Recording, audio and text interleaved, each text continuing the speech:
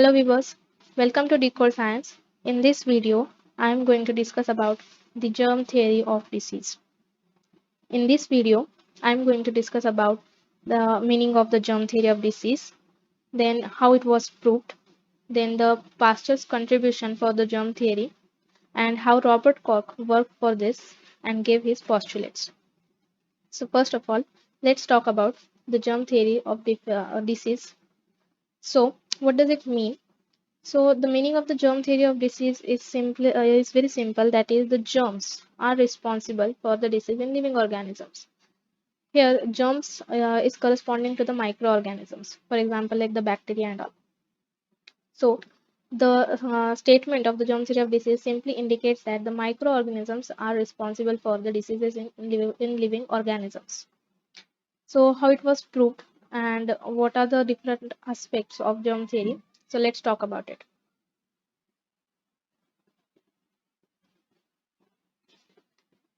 So, to understand the germ theory of disease, firstly, we need to understand the spontaneous generation. What is the meaning of spontaneous generation theory? So, earlier it was a belief that the living organisms, especially the small forms of life, the small organisms, they arise spontaneously from the non-living things. So, the Greek philosopher Aristotle proposed the theory of spontaneous generation. Theory of spontaneous generation, it states that all the small forms of life arise spontaneously from the non-living things. So it was a belief that the small living organism arise from the non-living things such as dust, decaying matter, etc. So earlier people used to think that the frogs, then fly, and other kind of small organisms, they arise from the such as the dust, mud, moist soil, etc. The spontaneous generation is also known as the abiogenesis, process of abiogenesis. Then a lot of scientists came who tried to disprove the spontaneous generation theory. One of them is the Italian physician Francisco Redi. He performed a three-jar experiment. He performed a three-jar experiment in which, he placed the three jars.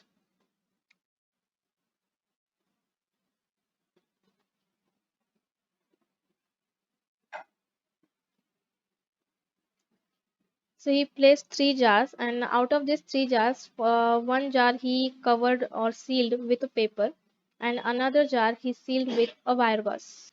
And he placed, before sealing the jar, he placed a piece of decaying meat in all the jars.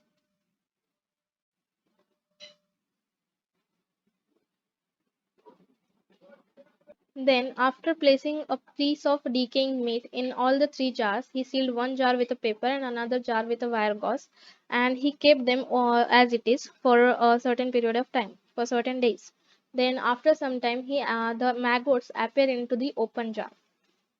So here, he found out of maggots, and the jars which were sealed by paper and even by the wire gauze, they there he didn't found the maggots. Okay, maggots forming.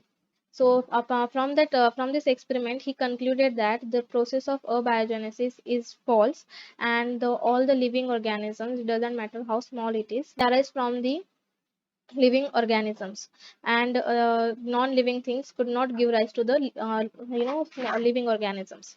So that's why the theory of spontaneous generation. So that's why the theory of spontaneous generation is wrong. But the supporters of the spontaneous generation were not convinced. Then from apart from the Francisco Redis, other also so many scientists try to disprove the belief of the abiogenesis, but the controversy continues until the 1860. Then until the Pasteur settled it completely. So let's talk about the Pasteur's work. So Pasteur was a chemist basically, and he decided to work on the concept of the spontaneous generation. So he disproved the spontaneous generation theory in 1861. But how? So let's talk about it. He performed one experiment known as the Swan neck flask experiment. So what he did in that experiment?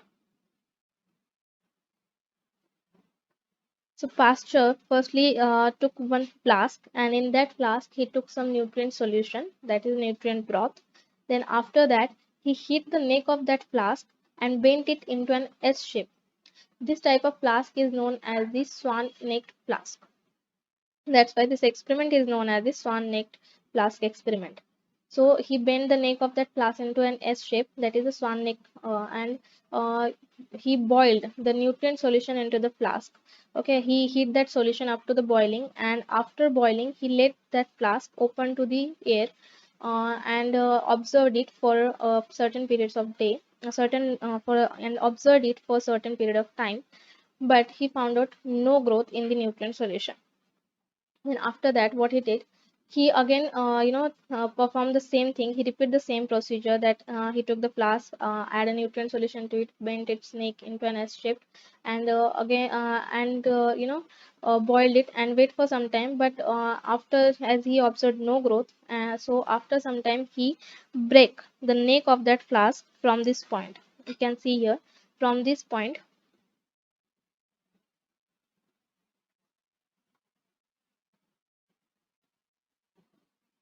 So from this point, he break the neck of that flask, and again keep it as it is, open to the air, and observed it for the growth. After some time, then he observed the turbidity in the nutrient broth, and because of the growth of the organisms. It can be done with another method as well. If we tilt the flask in such a way that whatever that the nutrient solution in the flask will touch the dust into the which is present on the neck of the flask, and again keep it as it is in a vertical position, so it will cause turbidity. That means the microbial growth. Now, how this happened? So, what Pasteur concluded that after placing the nutrient solution into the swan neck flask, kept its end or its mouth open to the free air. So, what happened? Whenever air enters into this neck, okay, whenever air enters into this S-shaped neck, so whatever dust particles came along with the air, they get trapped over this part. Because of its unique shape, the dust particles get trapped over here, which comes along with the air, and only the normal or the fresh air without any dust particle or any other entities which are responsible for the growth uh, enter into this nutrient solution, and because of that the turbidity is not observed.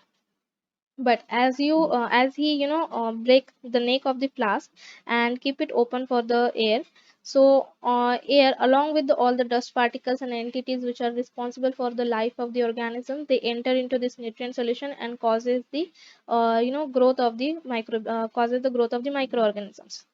So, from this experiment, Pasteur finally concluded that the air itself is not responsible for the, formation of the living organism, but it carries something with itself, which are responsible for the formation of the small organisms. Okay, small organisms. So this is how he concluded that the living organisms are the responsible for the generation of another living organisms and not the non-living things. Then Pasteur did another one more thing, or performed another one more work by which he confirmed his conclusions. So what was that? So let's see about it. So as I said, that Pasteur was basically the chemist, and he was working at the University of Lille, France. So he spent his many years studying the alcoholic fermentations. Okay, so he has a good knowledge on the alcoholic fermentation, that which yield ethanol. Okay, alcoholic fermentation generally yield ethanol, which is generally used in the alcoholic beverage industries to make the alcoholic beverages. Then what happened at that time in the France, certain wine industries, they were facing a problem of the poor quality wine. So they are, and certain alcoholic industries, they facing the problem of the low yield.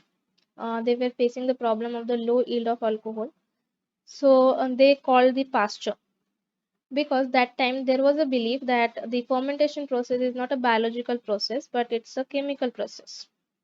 So that's why they called Pasteur, because Pasteur was a chemist and he has a good knowledge on alcoholic fermentation. Then he started observing the things properly, the contaminated wine and the reason for the low yield of alcohol. And at the end of his observation, and what he concluded that he showed that the fermentation is not a chemical process. Okay, so he got to know that it's not a chemical process, but it's carried out by yeast cells. So that's why he gave the conclusion that fermentation is a biological process and not a chemical process. So because it is carried out by the yeast cell. And what happened, he studied the the contaminated wine properly, and he found out that apart from the yeast cells, there are certain other entities are also present in the wine, and those entities are nothing but the microbes, that is which is nothing but the bacteria simply, which were responsible for the contamination. So indirectly he said that the bacteria are responsible for the contamination of the wine. So they call and they just because the bacteria compete with the yeast cells for the nutrient sources and all, and bacteria on fermentation process produces acid. So bacteria on fermentation produces acid and not the alcohol, which generally causes the souring of the wine. So which generally leads to the souring of the wine, and that's how the bacteria causes the contamination of the wine, and the quality of the wine get disturbed. And another reason for the low yield of the alcohol was also simply the bacteria, just because they causes the formation of the acid instead of the alcohol. So it leads to the low yield of the alcohol. So that's why he concluded that the bacteria or the other microbes apart from the yeast cells are responsible for the contamination of the fermentation. He also gave an idea that to prevent the contamination from the bacteria, and that process was known as the pasteurization process. So what he simply said in the process of pasteurization, that you need to boil the nutrient solutions. What it can be anything like the wine, or it is also applicable for the milk as well, and the other processes. So what he said in pasteurization, that you need to boil or heat the nutrient solution up to a particular temperature for a certain period of time, so that you can avoid the contamination from the unwanted microorganisms that are nothing but the bacteria.